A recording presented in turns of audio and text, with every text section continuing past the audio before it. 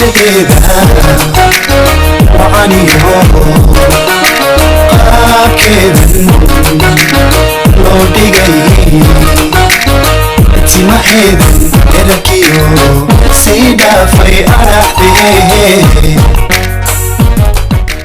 عليكم ورحمة الله وبركاته. كلنتي وعنا ونعكسن مركلي فيديو أسوي جنال كان نقل السعتان مع حباب فاميلي أنا جوا مسين سود وهذا ماني ونعكسن هبين ونعكسن صباح ونعكسن ظهر ونعكسن عصر ونعكسن كل شيء ونعكسن أصحابتي وأسب سود وهذا أصحابتي رجع كل سود وهذا لما أنتي مسود وهذا لما أنتي نود متجعلها إن شاء الله حنا وذا قصة كروفلون جانا كذا كويس سبسكرايب نص لايك شير كم صاحب هذا اللي قاعد ما سنتها سبسكرايب تقول سير نو لايك نو شير قري لما أنتي ما سنتين لما أنتي نود متجعلها إن شاء الله مركز إيميل كسته ودعاء قف كسته مسلم ونجح حنوصنا ويا إن الله عافمات تامنوسي واي وحاجة ضد عافمات أنا هسنا أنا هسن سو مرك إن شاء الله إلهنا عافية مركز تبع إن شاء الله وحنا وذا قصة قصوينكي وحايق برتين كل كالس كأرجع هاي سو مرك إن شاء الله حنا وذا قصة لكن وحواي قصة دير وآدو دير إن شاء الله ونروح نسودي أنا هالفيديو كده هدو إلهي رحلة قصده waxay ka dhacday dalka Mareykanka gobolka Arizona.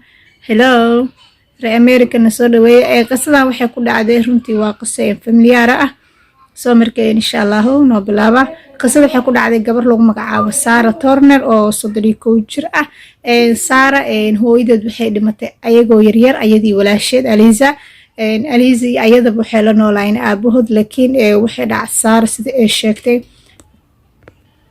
Sarah sida ay sheegtay aabaheed way la noolaan weysay waliba iyadoo 12 jir aabaheed la noolaan weysay saas daraadeed marka waxay ka doorbideen aabaheed ka tagto waxay la nooleed adeerkeed aabaheed la dhashay soo marka adeerkeed sida ula nooleed waxa dhacday walaasheed ka weyn Aliza in mar qura ay weysay waliba walaasheed ayadu waxay kala weynaayeen 2 sano marka sida sheegtay Aliza markii la weynaa 17 jir ahayd halka ayadana 15 jir ahayd markii walaashid la waayay waxay ahayd May 17 bishii May 2001 sanadii 2001 waxay sheegtay walaashid mar qura la waayay oo waliba qof aragtay ama qof maqashay la waayay maalintaas ahayd maalintii ku dambeysay oo la arkay soo markay walaashid aad ugu murugtay booliska markasta ay wici jirtay waliba si dhudhuumash ay ku wici jirtay adeerkeed ay u sheegtay walaashid la laayahay adeerkeedna sida ay sheegtay wuxuu jiray aniga aabaha iyo aniga hadal lagama dhaxeeyo soo markeen adigana dawladda ay ka dhiibto waa qasab in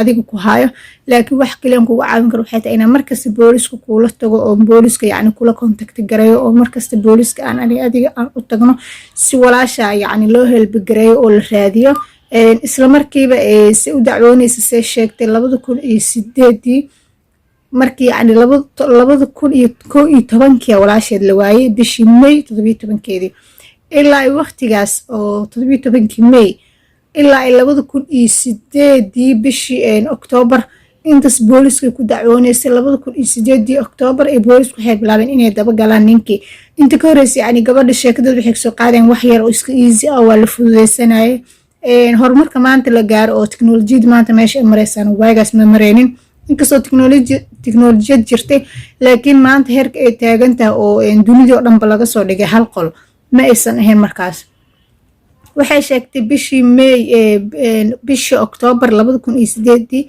in aabaheed booliska ay soo qabteen waliba ay gurigiis ugu galeen gurigiis waxa laga helay hub aad u fara badan waxa laga helay bambooyin waxa laga helay qoryo aad u fara badan waliba oo waxaas dhan ay yihiin wax sharci darro uu ku haystay isla markaa waxa la bilaabay in la baaro 2009 bishii koowaad wuxuu qirtay yani qabashadiisa 3 bilood kadib waxa uu qirtay in gabadhiisii asiga uu meel ku og yahay ogaada hadaba 7 sano kadib yani markii gabadhiisii la waayay la qabtay haddana markii la qabtay kadib haddana 3 bilood kadib waxa uu sheegay gabadhiisa in uu yahay qofka kaliya ee meel ku og waliba haddii la xukumo ama la isku day in xabsi la geliyo ama yani la dhibaateeyana aysan ogaan doonin yani gabadhaas meesha ay jirto meesha ay ku sugan tahay xaalad ay ku jirto nolol iyo geeri aysan booliska marnaba u sheegi doonin soo marka wuxuu dalbaday in la sii daayo laakiin boolisku waxa ay sheegeen in la cafin doono hadduu meel ku sheego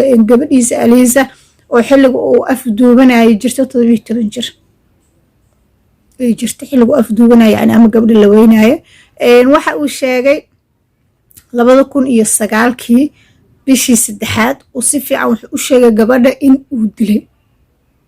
haddaba dareema gabadha in uu dilay, weliba uu asiga si ku talagala u dilay, laakiin uusan sheegaynin halka ay ku duugan tahay iyo sababta u dilay cadeymo rasmi ah iyo wax ku qasb iyo wax lamid inuusan sheegaynin. isla markiiba boolisku waxay yiraahdeen okay hadduu qirtay inuu dilay sheekada isku soo dhamaatay waa la xukumay. 2017 xabsi ka soo baxay. xabsiga markuu ka soo baxay gabadhiisi Saara waxay bilowday marka ololo ah inay yacni mar kale ku soo oogto dambi ah in walaasheed uu dilay, weliba maxaytad uu qariyay ama xitaa in walaasheed ay nooshahay. waayo waxay sheegtay in marar badan ay gurigiisa kadis ku tagtay, marka irida garaacdana uu ka furi waayo uu ku dhageystay 30 daqiiqo kadib. marka irida garaac 30 daqiiqo markaan taaganahay kadib markasta iga furahay tiri, isla markiiba hore igama furo. soo marka waxay bilowday inay dabagal ku sameyso, weliba asigoo xabsi galay oo maxkamad xukuntay oo maxkamad xabsigiisu fasaxday in la soo daayo. haddana waxay bilowday inay dabagashay gabadhiisi Saara. marka waxay sheegtay Saara waxay bilowday ololo ah hadda waxaa jira aalad la yiraahdo TikTok sawir ogtiinba. aaladii marka waxay ka bilowday inay dabagasho maxaytood dhahday waxaan u baahanahay cadaalad aan u baahanahay, waayo walaashay ma aysan dhiman way nooshahay. aabaheena wuxuu sheegay inay dhimatay, laakiin walaashay marnaba ma dhici karto inay dhimatay, oo waxaan u baahanahay in la helbagareeyo oo la caawiyo waxaas. iyo waxaa maxaytood TikTok looga aruuriyay gudihiisa lacag dhan 19 milyan dhibic 700 looga aruuriyay TikTok gudihiisa dadka ku jira oo fiirsanaya. sida la sheegay maalintiin waxaa fiirsanaysa in ka badan 10 milyan oo qof. halkii fiideo ay soo dhigtay 10 milyan oo qofka badan ay fiirsanaysay.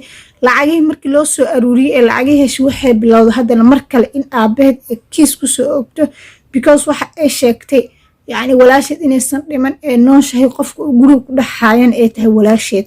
soo marka kale waxaan u baahanahay tiri justice aan u baahanahay amiin cadaalad la isii wax lamid ah. markii dambe cadaaladii dalbatay 2019 haddana waxay dalbatay cadaalad. hadda aabeed wuxuu ku jiraa gacanta booliska. wuxuu kaloo qirtay haddana gabadha inay nooshahay, weliba uu asiga oo meel ku soo xiray. meeshan ay ku xiran tahay muddo aad u fara badan.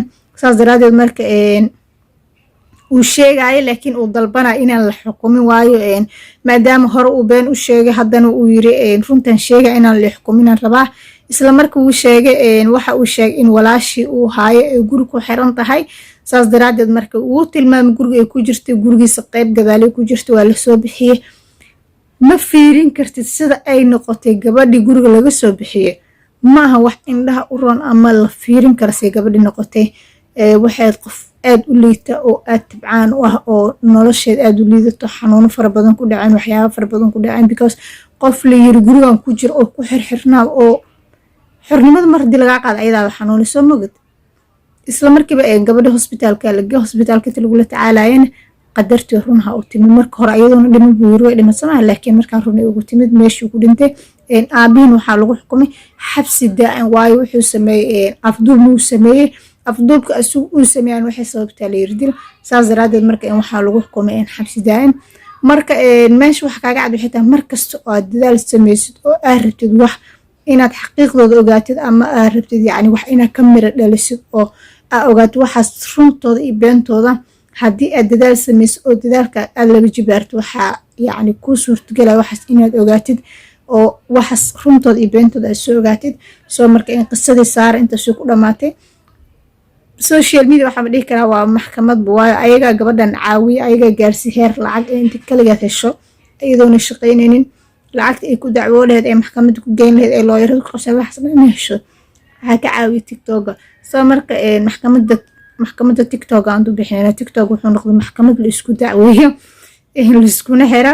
soo marka qisada intaanay ku dhantahay insha Allah. dhammaantiin waa mahadsantihiin. please dadka fiirsanaya iska baxaayo channelka subscribe iska reeba, like iska reeba, iska share gareeya insha Allah. asxaabtiina u share gareeya. waxaan dhahdeen gabar qisooyinka sheekaysa meesha ku jirta. markasta waa mahadsantihiin, markasta waa idin wada jeclahay insha Allah. dhammaantiin waxaa idin rajeynayaa peace and love.